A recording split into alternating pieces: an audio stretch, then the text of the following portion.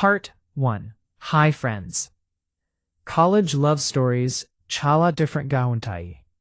School crush la innocent kadu. Adult relationships la practical kuda kadu. Madyalo oka strange phase. Akada feelings chala real. Kani maturity matram half.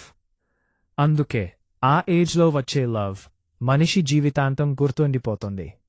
నా లైఫ్లో కూడా అలానే ఒక story start అయింది. నా పేరు ఇషిత. అప్పుడు నేను ఇంటర్ సెకండ్ ఇయర్ చదువుతున్నాను. మా కాలేజ్ చాలా స్ట్రిక్ట్. మార్నింగ్ అటెండెన్స్ మిస్ అయితే గేట్ క్లోజ్. బాయ్స్ ఒక సైడ్, గర్ల్స్ ఒక సైడ్. లెక్చరర్స్ అంటే ఫుల్ ఫియర్. అందుకే మా కాలేజ్లో లవ్ స్టోరీస్ మోస్ట్లీ సీక్రెట్గానే ఉండేవి. నేను క్లాస్లో first bench student. Always neat notes, top marks, lecturers favourite. నా లైఫ్ మొత్తం సింపుల్. College, home, study. అంతే. ఫ్రెండ్స్ కూడా చాలా లిమిటెడ్. నాకు అన్నెసెసరీ డ్రామా అంటే ఇష్టం ఉండదు. కానీ కొన్ని పీపుల్ మన లైఫ్లోకి వచ్చాక మన హోల్ పర్సనాలిటీని చేంజ్ చేస్తారు. ఆదిత్య మా క్లాస్ లాస్ట్ బెంచ్ కింగ్.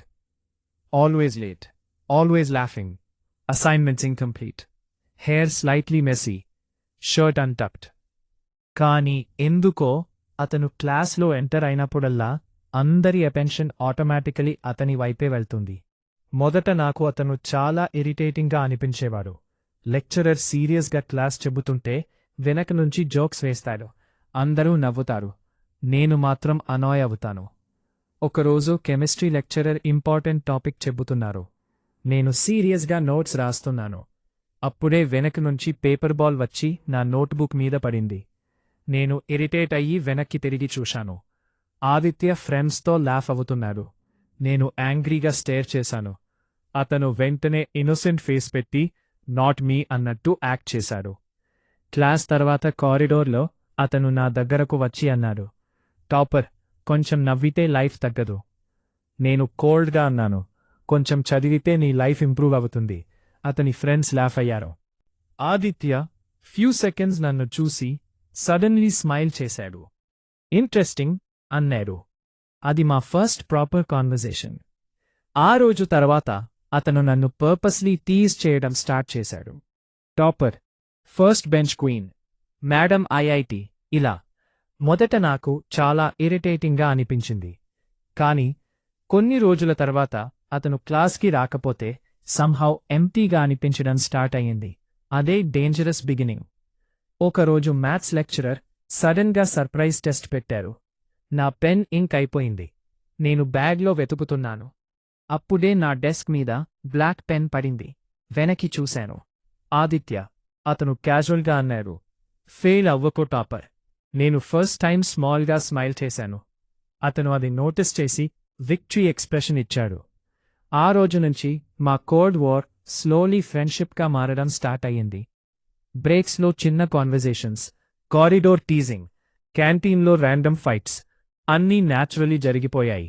ఒకరోజు లంచ్ బ్రేక్లో నేను లైబ్రరీకి వెళ్ళాను. మా కాలేజ్ లైబ్రరీ చాలా సైలెంట్గా ఉంటుంది. Almost empty. నేను కార్నర్ టేబుల్ దగ్గర కూర్చుని చదువుతున్నాను. అప్పుడే ఎవరో ఆపోజిట్ చైర్ పుల్ చేశారు. పైకి చూశాను. ఆదిత్య. నేను షాక్ అయ్యి అడిగాను.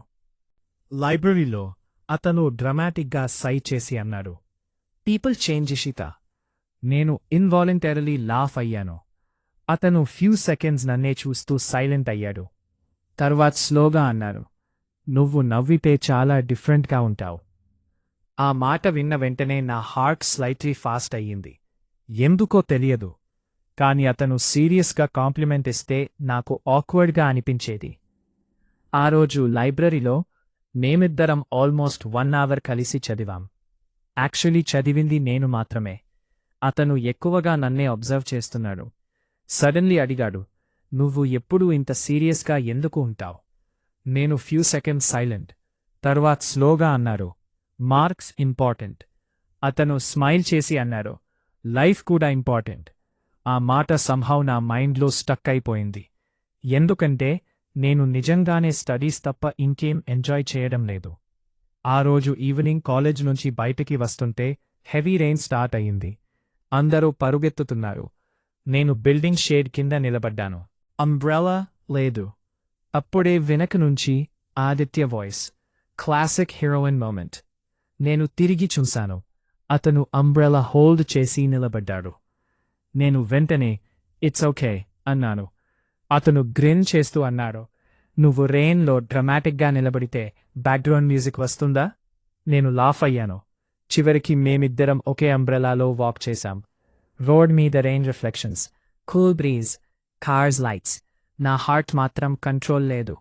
ఆదిత్య ర్యాండమ్గా మాట్లాడుతూనే ఉన్నాడు. సడన్లీ అడిగాడు, నీకు బాయ్ ఫ్రెండ్ ఉన్నాడా? నా హార్ట్ ఒక్కసారిగా స్కిప్ అయింది. నేను వెంటనే నో అన్నాను. అతను స్లోగా స్మైల్ చేశాడు. గుడ్. ఆ ఒక్క వర్డ్ హోల్ నైట్ నా మైండ్లో రిపీట్ అయింది.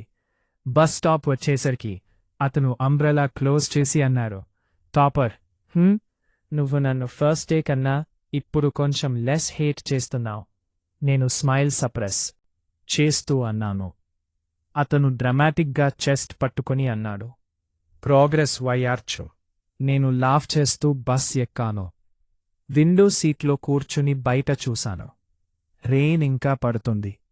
కానీ నా మైండ్లో మాత్రం ఆదిత్య స్మైల్ మాత్రమే.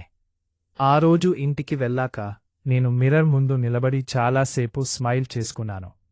ఎందుకో తెలియదు, కానీ నా బోరింగ్ రొటీన్ లైఫ్లో ఇప్పుడు ఎక్సైట్మెంట్ వచ్చింది. అది డేంజరస్ అని అప్పుడు తెలియదు.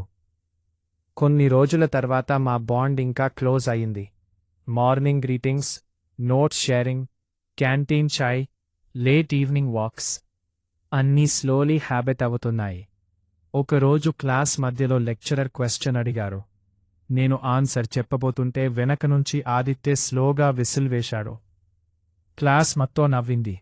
నేను యాంగ్రీగా వెనక్కి చూశాను. అతను వింక్ చేశాడు. ఆ చిన్న వింక్ నా హోల్ కాన్సంట్రేషన్ని డిస్ట్రాయ్ చేసింది. ఆ రోజు నైట్ నేను చదువుతున్నా, మైండ్ మాత్రం అతని దగ్గర. ఫోన్ సడన్లీ వైబ్రేట్ అయింది.